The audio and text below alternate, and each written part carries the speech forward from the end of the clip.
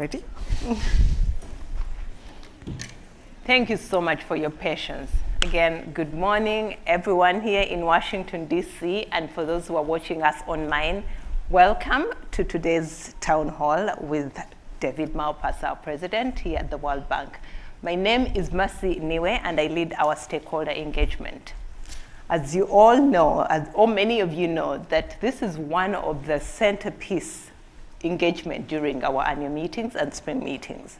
You as CSOs and faith-based organizations, you get to meet our senior leadership and you get to advise us or share your concerns or development priorities that we really too share so many common agendas. So today I'm delighted to be joined by our president, David Malpass again, who has just come in, and sorry, we apologize, he was late. He will share more on that. I hope you get to talk about the G24 meeting you've been attending. But he's joined by some of his senior leadership, and I will read out their names, but I know them by name, at least first name. I know he's joined by Elena from IFC, and they will be just coming in for Q&A, but David is here, he invited them to come. We have Mamta Mathi, who is our vice president for human development. We have Jagen Vogler, who is our vice president for sustainable development. Before we start, I know we have only 1 hour or even less. I'll have to share some housekeeping items so that we have the best use of our time today. So one is that keep your questions concise when we come to that. After the president speaks, we will invite you, come to the nearest microphone and share your question. Please keep it very brief so that we allow other CSOs time to come and also ask their questions. Return to your seat after you pose your question. If you prepare a longer statement and you would want a president to see that statement, I have my colleagues Melissa and Nathan. They'll be able to receive those statements. Please deliver them to him and he will be able to read them. If you have a petition also to deliver, please again, our colleagues will be able to receive that. Now, with that said, I would like to open the discussion, David. I know CSOs are eager to hear from you. And just yesterday, you just met with IMF's head, Ms. Georgieva, talking about the global economy and how it's impacting the developing countries. Could you please share more? I know you've talked about the crisis of development. I come from Uganda, a country that is also facing so many challenges. Please share more. Thanks, Mercy, and hello, everybody. And I'm looking forward to this. The relationship with CSOs is vital for the World Bank because as we try to create programs and knowledge that helps with development, your input, contributions, partnerships are important. I just came from the G24, so I was sitting beside Kristalina, so we just went through again for the world our concern, our deep concern about the current situation facing people in developing countries, and also the worry that will be persistent into the future. The inequality challenge that the world is facing is big, and the data shows that it's getting bigger. We just released our poverty report over the last few days, and it shows, as you know, an increase in the number of people in extreme poverty, but also, and of concern, a deterioration in the median income. So if you think of what's happening to the average person in the world from an income statement, it went backward. And we also see that impacting in the broad span of sustainable development feelings, that if you think of people's quality of life in many countries, it didn't improve, and in fact probably deteriorated in many parts of the world. That has everything to do with climate change, which is putting more strains on people. It's putting more difficulty in terms of their food production, of their livelihoods, and just of their physical lives, which is a giant concern. So as Kristalina and I captured parts of that as we discussed with the G24, and the importance within that of all the elements of development that are going on, trying to create more fiscal space, trying to create more income, more jobs. That's critical, and more spending available for the climate change challenges that are huge. I did go through at the meeting just now the new trust fund that we are proposing and that we are launching called SCALE, which is for sustainable climate action, that would be a conduit for the global community to put much greater funding into the climate change space, which and specifically greenhouse gas emission reduction, where there's been the big gap in terms of the amounts of funding that are available. So that also is something of vital interest to the G24 countries. No, that's excellent. Actually, also vital interest to the CSOs who are very concerned about the reversal in development. But SCALE comes as good news to many. I know you all have questions today, and we have a live audience. We won't be able to take the questions live, but for those of you who are in the room, please walk up to the microphone. And again, let's keep our questions. I love the brave CSOs coming up. Okay, so again, David, we have 200 people here, so if you have time for 200 questions, let's wait and see. But anyway, we will take 3 questions in the beginning, and we will pause, give the president a chance, his senior leadership team, if they're able to also come in, and then we'll keep coming back to you. We'll take as many questions as we can if we keep them brief. So please say your name and your organization and brief question. Good morning, I'm Aaron from the Philippine Movement for Climate Justice, together with Recourse. You know, the climate crisis is a matter of life and death for the Global South. So my question is, how can the bank assure the Global South of aligning with the Paris Agreement, given that you are a climate change denier, and that the bank, despite the recent climate science, is looking to invest more on oil, gas, and large renewable energy projects that threaten to destroy the remaining carbon sinks? Thank you. Thank you for your question. Next. Thank you. Thank you. My name is Tenza U from Public Legal Aid Network from Myanmar, Burma. I just wanted to draw your attention to Myanmar, Burma for a while, Mr. President, because World Bank have been upfront and center post-genocide of Rohingyas, and then the bank has been very specific and very helpful in providing all these resources necessary for the country while disengaging with the military.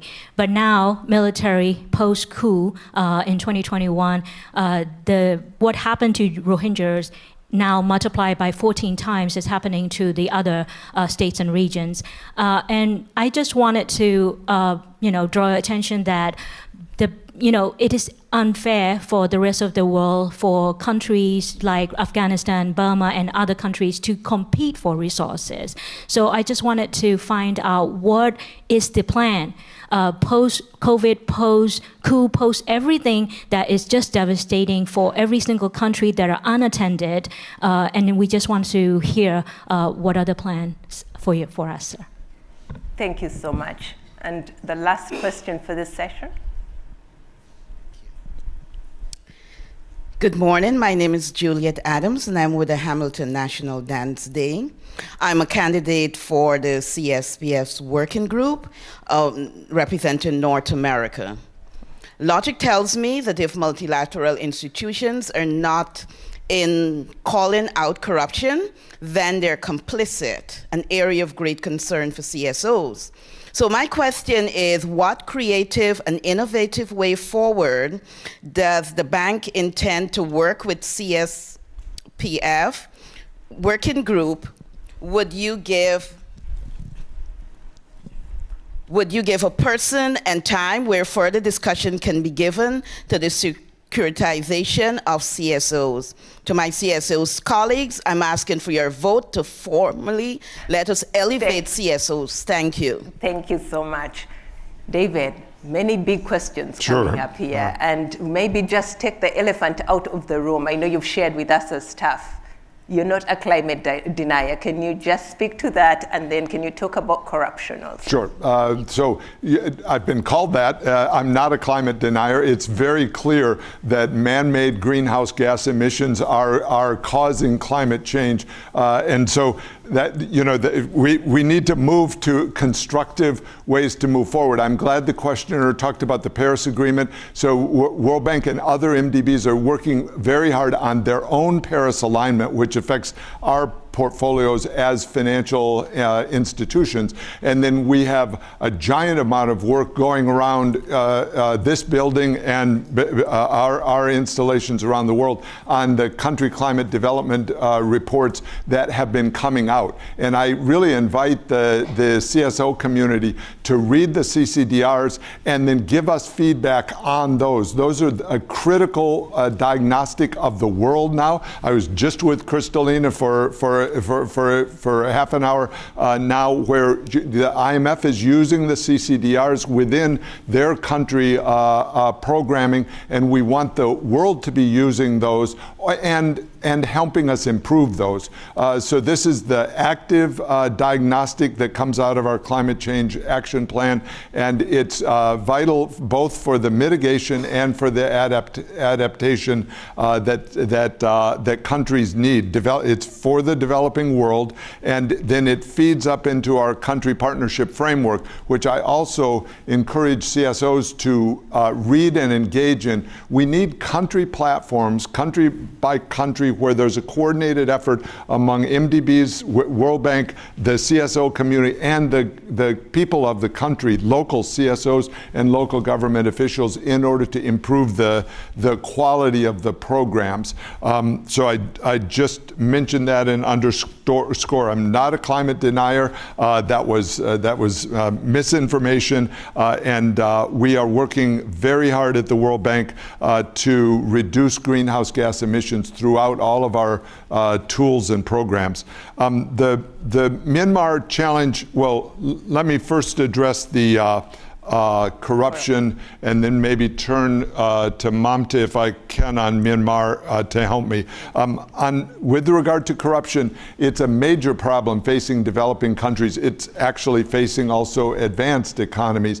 World Bank has programs. It's hard, I'll tell you, I'll share with you, it's hard to make them work, because as you talk about corruption, that gets directly into naming countries and systems. We do that somewhat through reports. We've just hired a new director for our governance practice, Arturo Herrera, who is the former finance minister of Mexico, and he'll be leading efforts to strengthen our governance practice. Rule of law is critical within the fight against corruption, and transparency also is critical in that. I've led and strongly at the World Bank the effort on transparency, which has been supported but not really completed at all by countries as they face their debt problems. So I want to commend the person for calling out corruption. World Bank wants to, or is doing that through the Choice of Our Country programs, and we want to do that more and work with you on all those areas. I'll say a brief word on Myanmar, and then see if Mamta can add. We feel very strongly about refugees worldwide, including the Rohingya, and very strongly about countries that are causing refugees through their actions and their treatment of people that are different within their economies is wrong and harmful, and we have spoken about that specifically with regard to Myanmar and the government of Myanmar.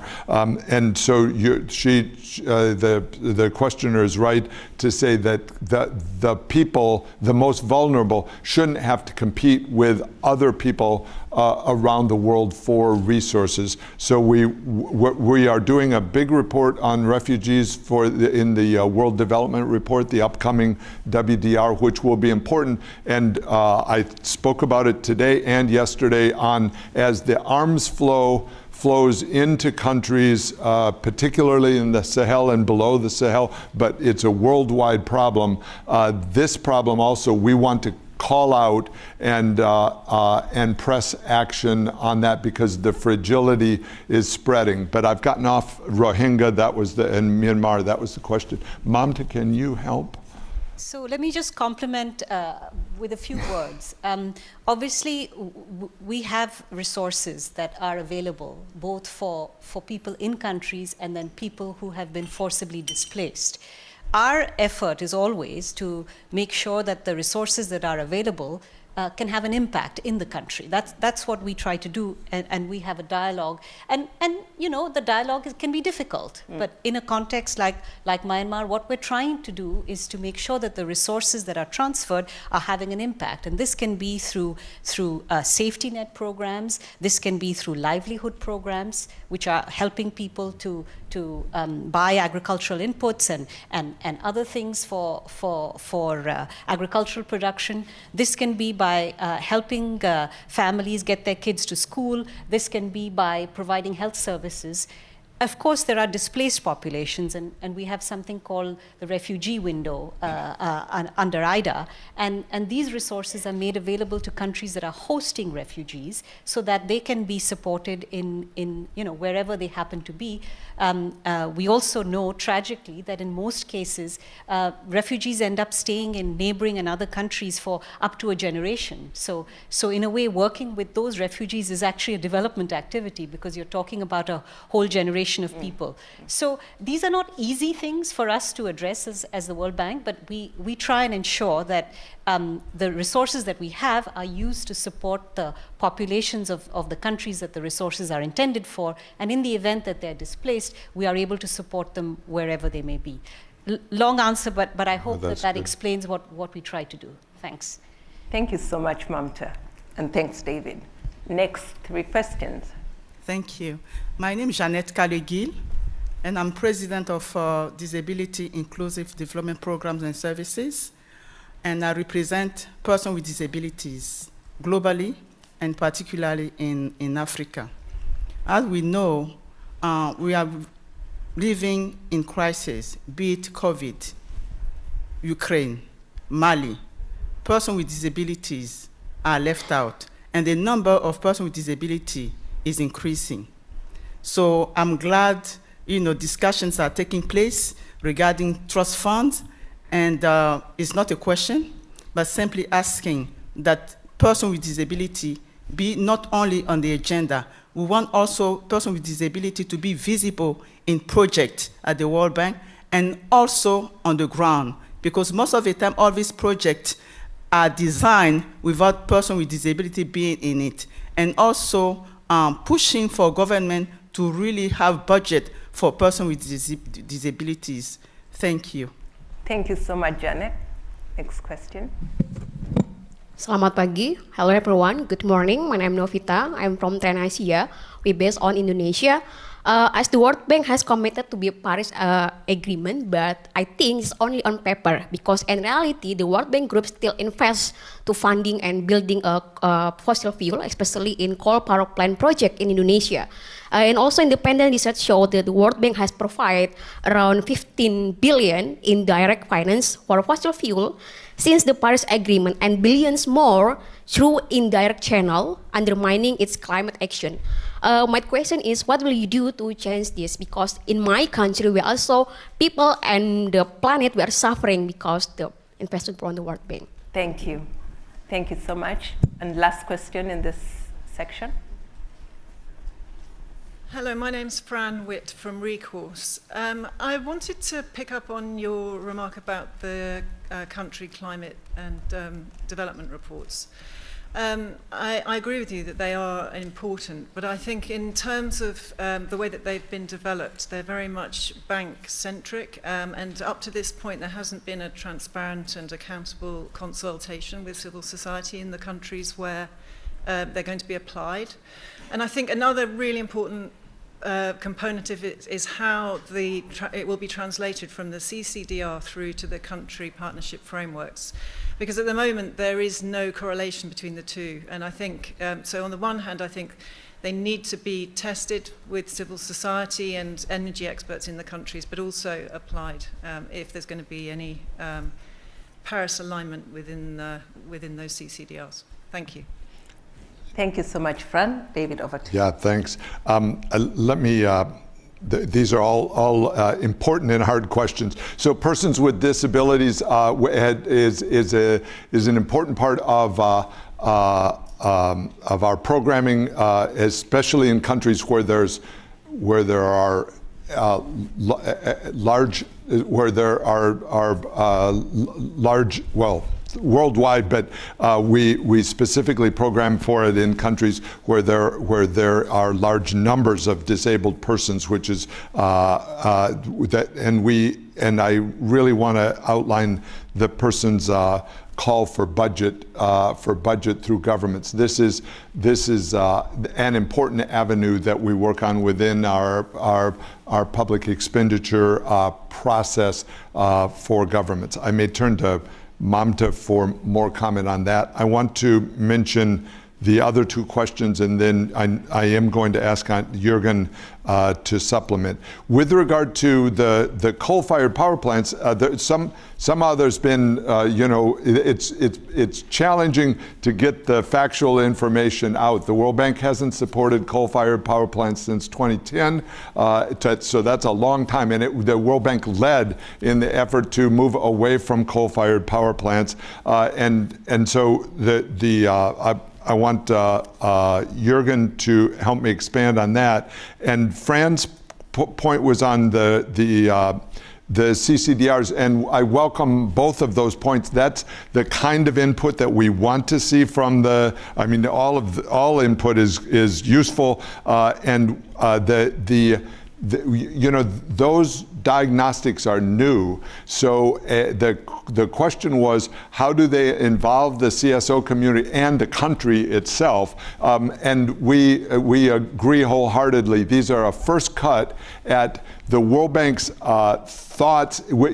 Part of this is a capacity constraint for the world, and the World Bank has stepped in with literally hundreds, many hundreds of people working worldwide on a new diagnostic. And so the steps are still to have consultation. There's only been 5 or so published. We'll be up at 20, or we hope to reach 20 by the time of the COP27. So they're coming out frequently. We'll invite input from the CSO, from the country themselves, and then it becomes part of programming by having the ideas available on the table. So we have a big CCDR for Vietnam. It points out what some of the practical steps are for adaptation within Vietnam. That then informs. So Ed Monfield, our head of OPCS, was in Vietnam last week or 2 weeks ago. Our Vice President for East Asia, Manuela Ferrer, is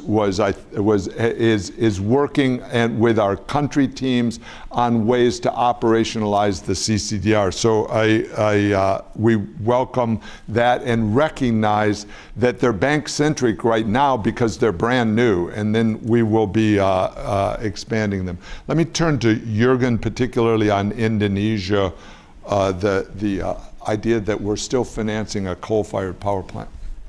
Yes, thank you, David, and good morning, everyone. It's good to engage with you, and thank you for the questions. We're struggling with all of these questions ourselves, trust me. Jürgen Vogel is Vice President for Sustainable Development, and it includes climate, and we're joined also by Jennifer Serra here this morning. Go ahead, Jürgen.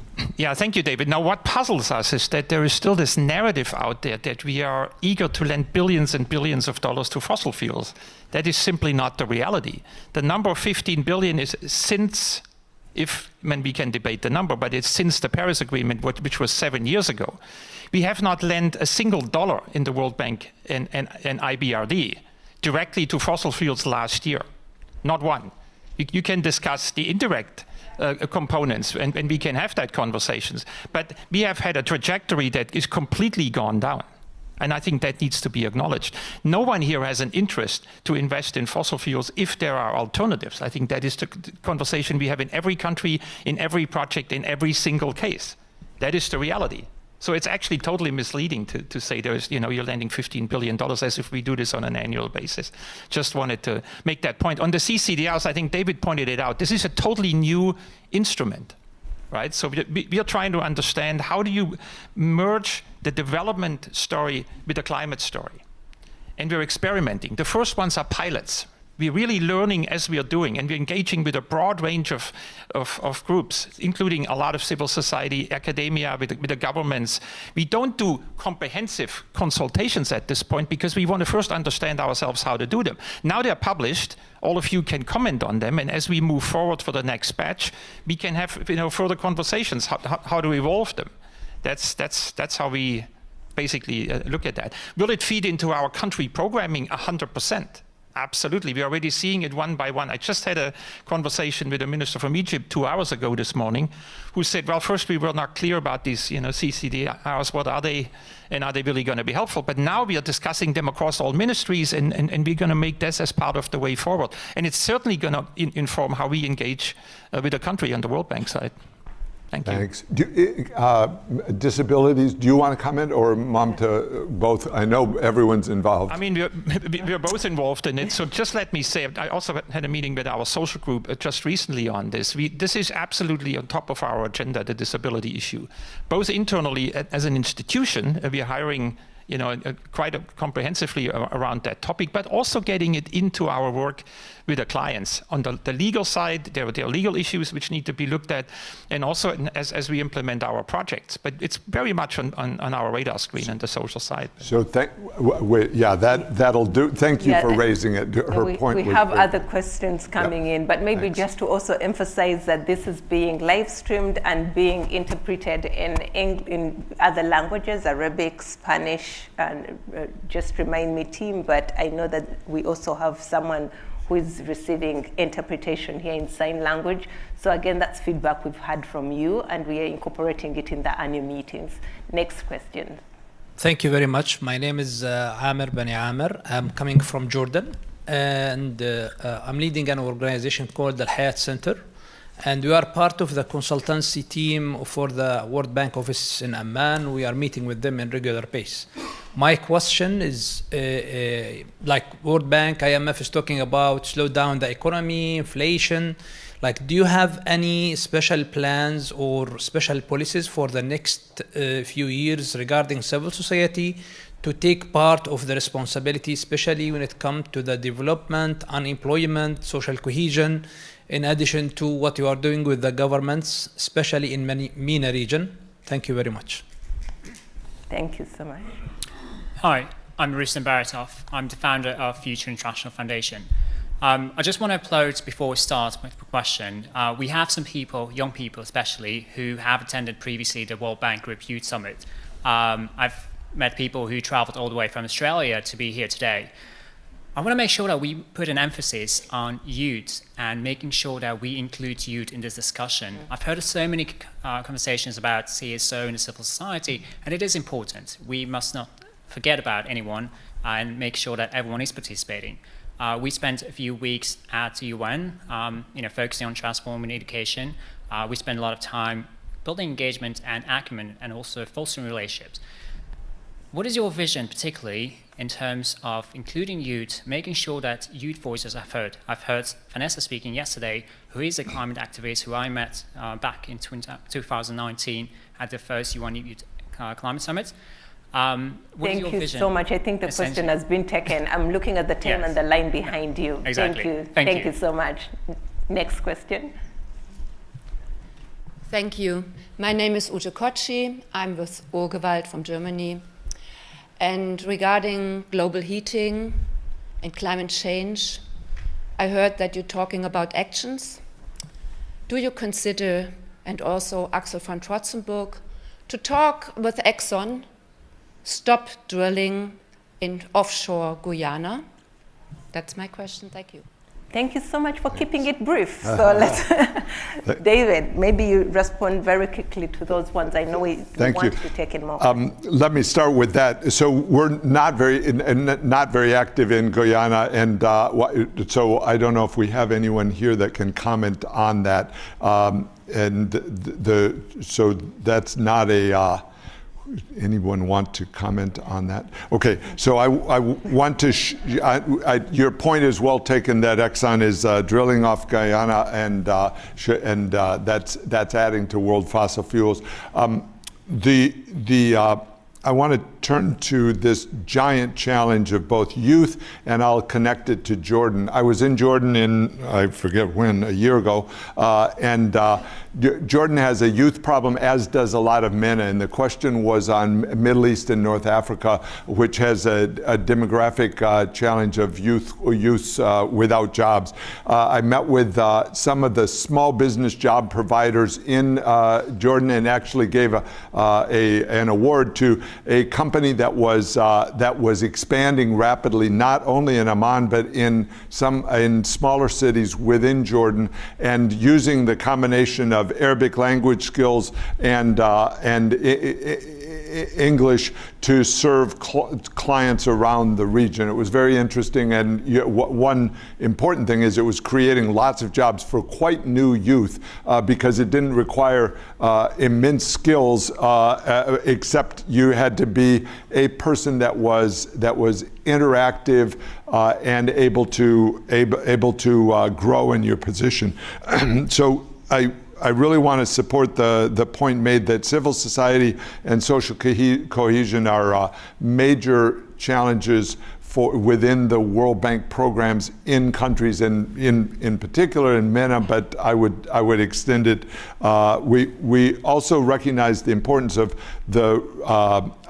women within the societies, and the importance of our work against violence against women, which remains a challenge worldwide in developing countries. But we have some large programs that are working on that, and so engaging civil society within these countries actively is vital. I met with King Abdullah of Jordan in New York last week, or the week before, and we had a extensive conversation on how Jordan can use ministries to effectively implement programs that are aimed at youth, and how that process can expand. So I don't know if that was the context of the question.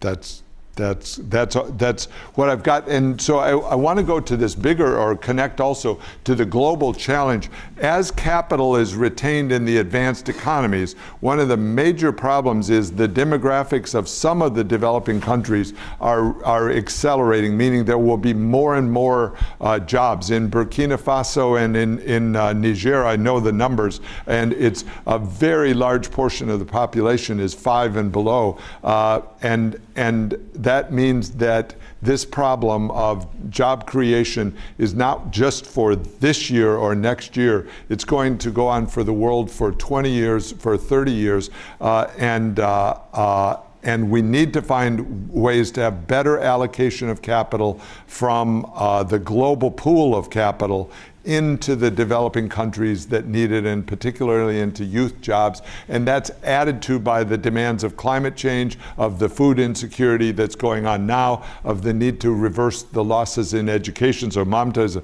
and our human development part of the World Bank put out recently our report on education, which I want to take a moment on that. We are actively working with CSOs and with the UN agencies. So we had a big conference in New York that included UNICEF, that included UNESCO, Bill and Melinda Gates Foundation, and several other of you here.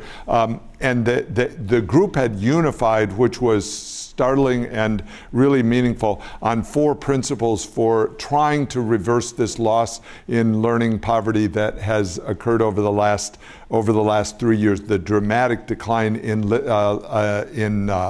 foundational skills. Let me do them quickly. There needs to be schools reopening. That still hasn't happened in some countries, and girls are being left out systematically. We need to have schools teaching to the level of the students. If there's been a backsliding because of COVID and school closures, then you can't just say that the student is 12 years old and therefore should be learning at a certain level. And so that's explicit in this. The kids need foundational skills, literacy and numeracy, because those are going to be the job skills, and otherwise they lose out. And also the governments have reduced their funding of education over the last 3 years, in part because the schools were closed or they lost interest. And so we, World Bank, are wanting to make sure that those expenditures are recognized as critical investments for the countries. So maybe just for the benefit of the CSOs, yeah, especially from MENA, you went to Morocco, and I know you were visiting some education, some schools. Maybe if you could just briefly touch on that also as an example of a client country in MENA that you have visited. Yeah, great. I'll come to Morocco. So in each country, I try to visit schools. So I have in Mozambique and in the West Bank and in Jordan. In Morocco, I saw, and some are encouraging, some less so. And in Morocco, they have started with strong World Bank and CSO support, very importantly, CSO support, a program for preschool.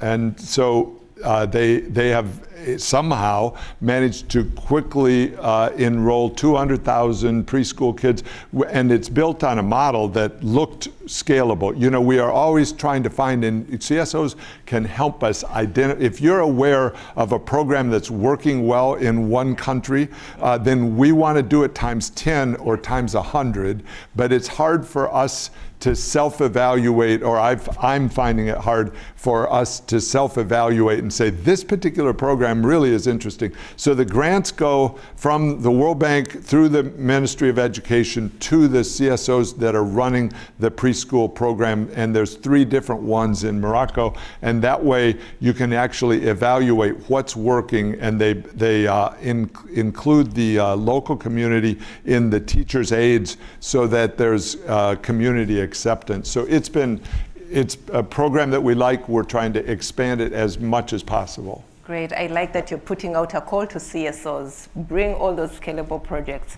I know time is running out, and I'm seeing the line is still going. If you can keep it extremely brief. David, do we have some more minutes? Me too, yeah. Okay, let's go.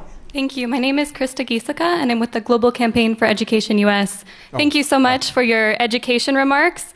As you know, we're facing a massive crisis. According to UNICEF, as of earlier this year, more than 616 students around the world remain out of school, and these are primarily refugees, children with disabilities, girls, children of already marginalized backgrounds. You have shared a little bit, but I'd love to hear more about what the World Bank is doing to address these massive learning losses of the COVID-19 pandemic, and particularly build access to quality, inclusive education for children out of school. Yeah, thanks. Thanks. Thank you. Hi, my name is Amy Igdawi. I'm with Arab Watch Coalition. So you work in the Middle East and North Africa. And my question is about citizen engagement. The World Bank was among the first institutions to recognize that citizen engagement is important for success of development, even before the SDGs. But since then, the civic space has been shrinking, and the World Bank in action, all the consultation are soft consultation.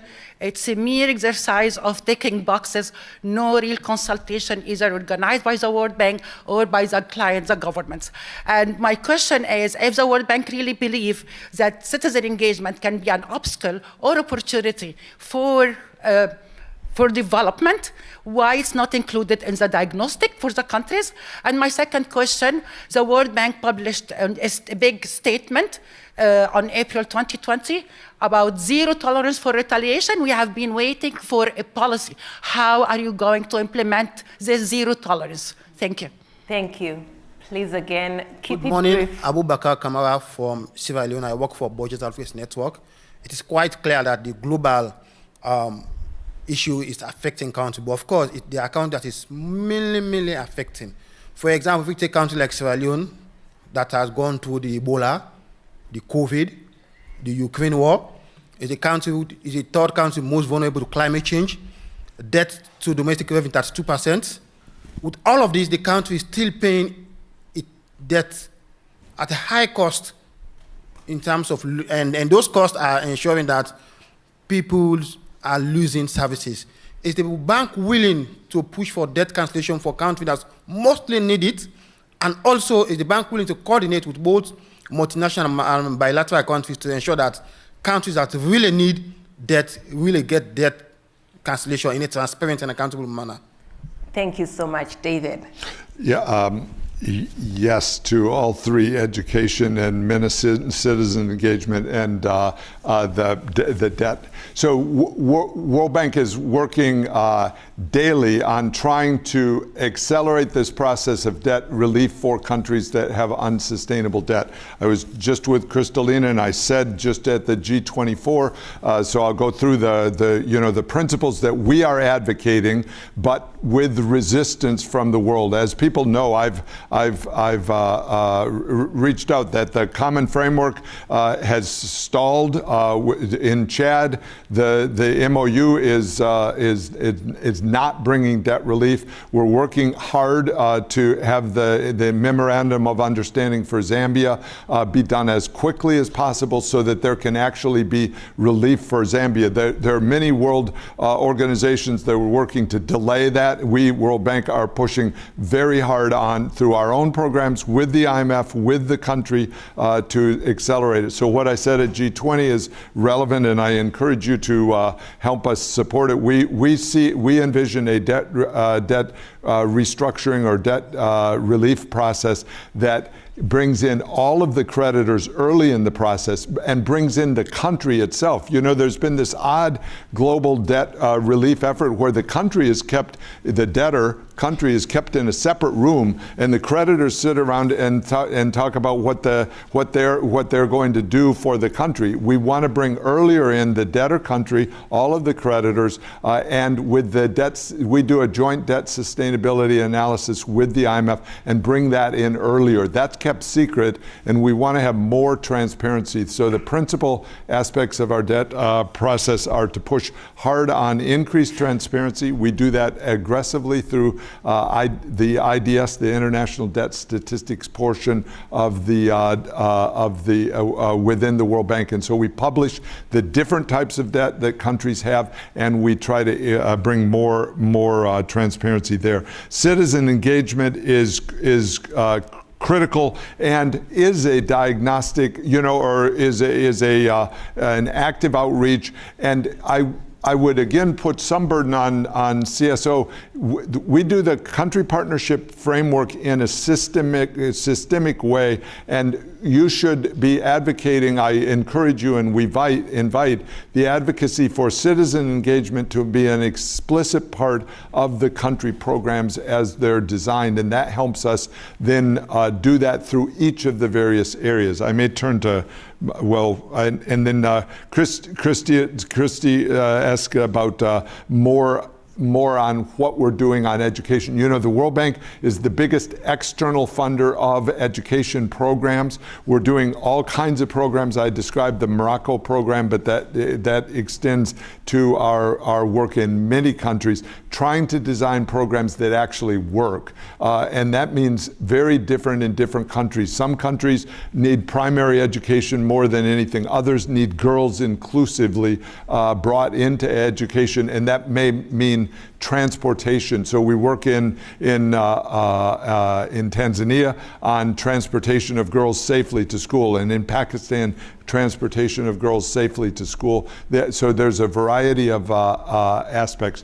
I don't know, and I encourage you, each of those questions, to be in greater consultation with Mamta Murthy and with the World Bank Human Development process and all of our various country programs themselves. Stop. Thank you, David. Yeah. Do you have just a few more minutes so we take a few more questions? Yeah. Yes. Excellent. Yeah. Okay, 3 questions. Please keep them 3 brief, more. because I know the president has another meeting and we are pushing into that time, but he's eager to stay, I can see. So please go ahead. Thank you. Good morning, Mr. President. You may agree with me, the COVID-19 and the Ukraine-Russia crisis has caused huge, economic discomfort, to global citizens. From your meetings with the G24, what have you noticed or think should be changed in the government policies? What are these policies that might impact increase in public debt? Thank you. Thank you. My name is Abdul M. Fatoma from Sierra Leone, working for Campaign for Human Rights and Development International. Thank you. Thank you, Abdallah. Thanks.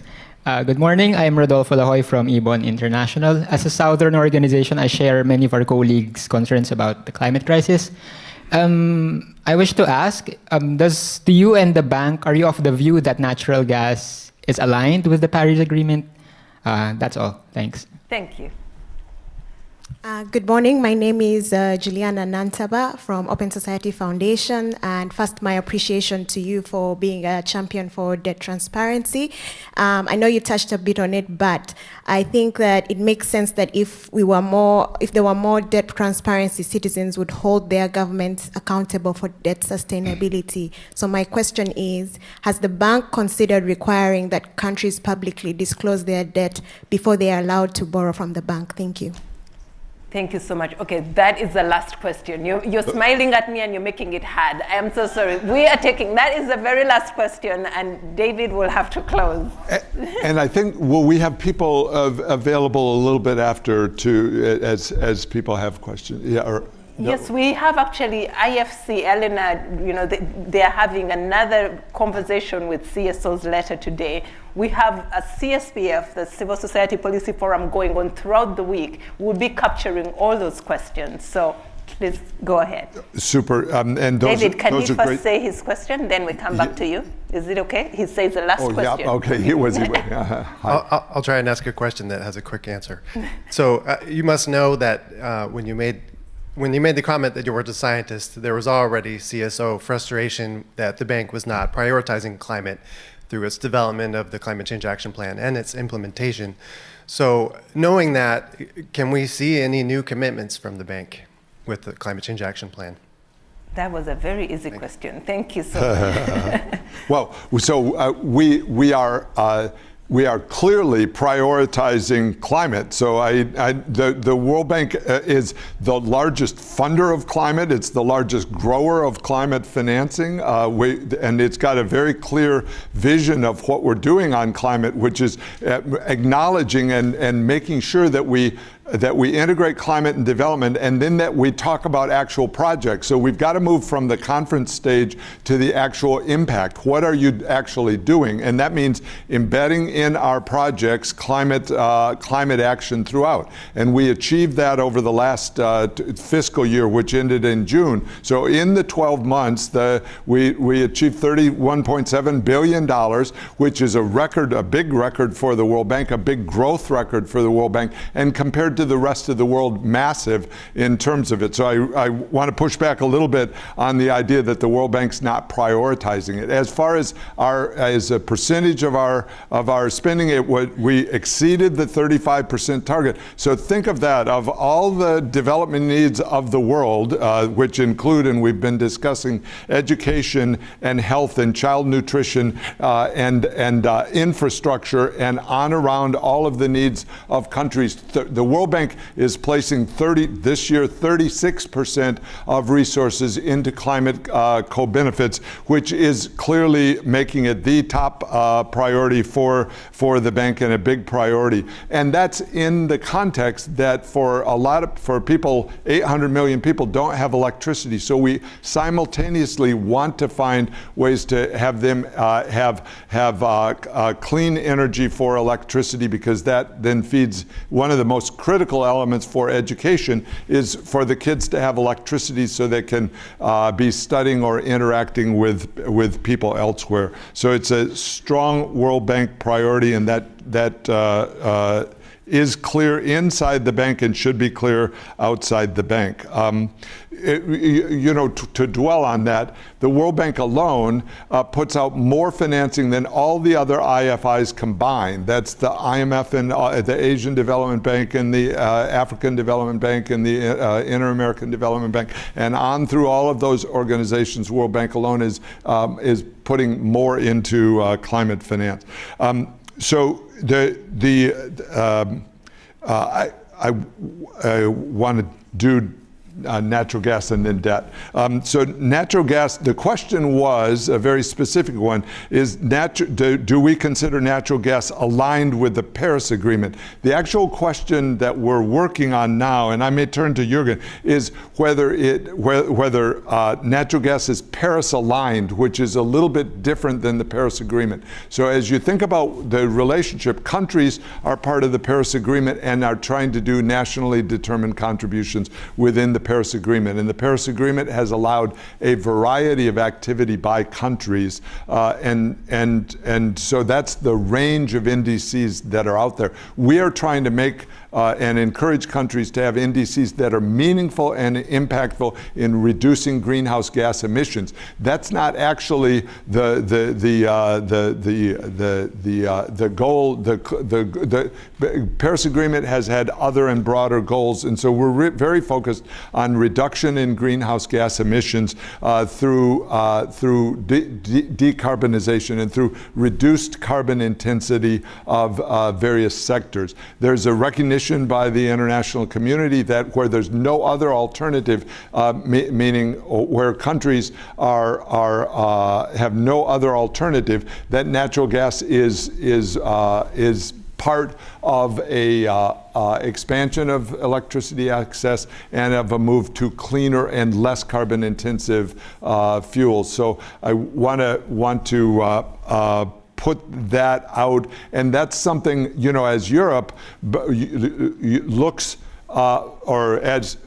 let's recognize the reality of what's going on in the world. With there is a increasing use by the advanced economies of wood, of coal. One of the things that I most feel from countries as I talk with developing countries is they are being cut off by the demand from Europe for LNG and for coal.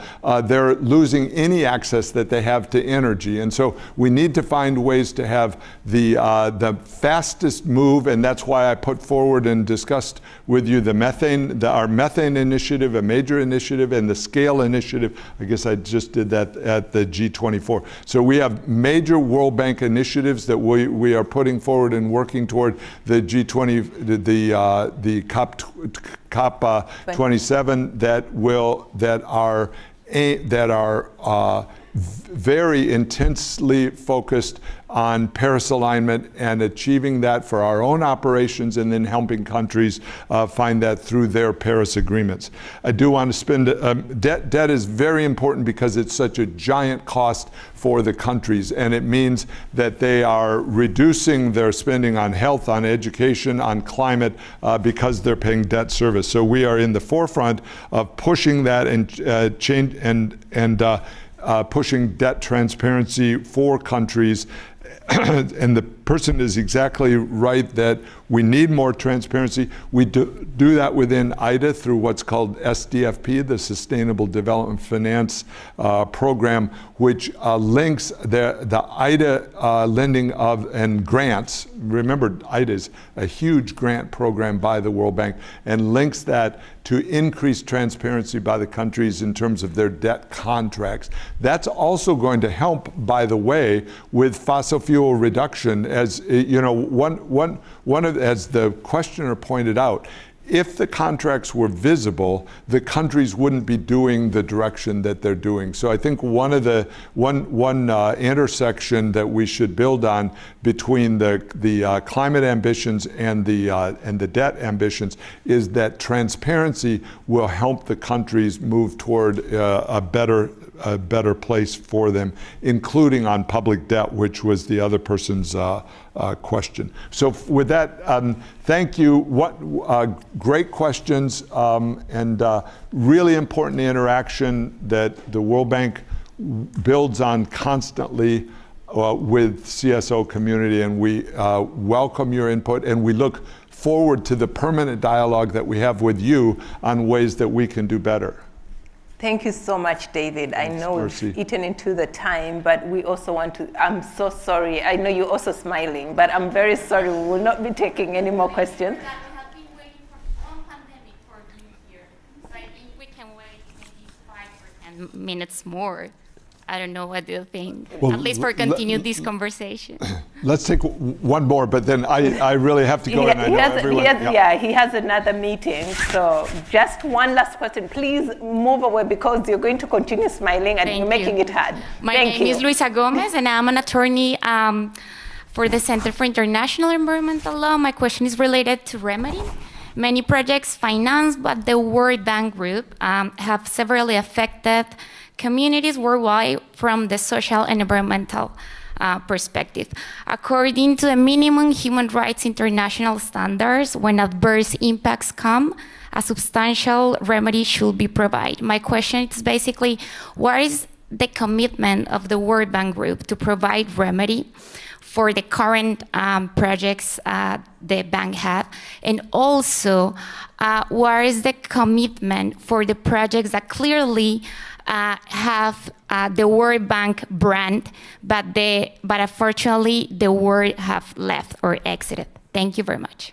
Thank you so much. David, do you want Mamta to take it? Or? I'm pointing at Elena because I know. So we work actively in this area. We have multiple layers of protection for people within projects. It's in the project design. It's in the ES framework, the environmental and social framework. That's a core part of the bank. On the IFC side, there's an elaborate, and maybe Elena can help go through. And then there is also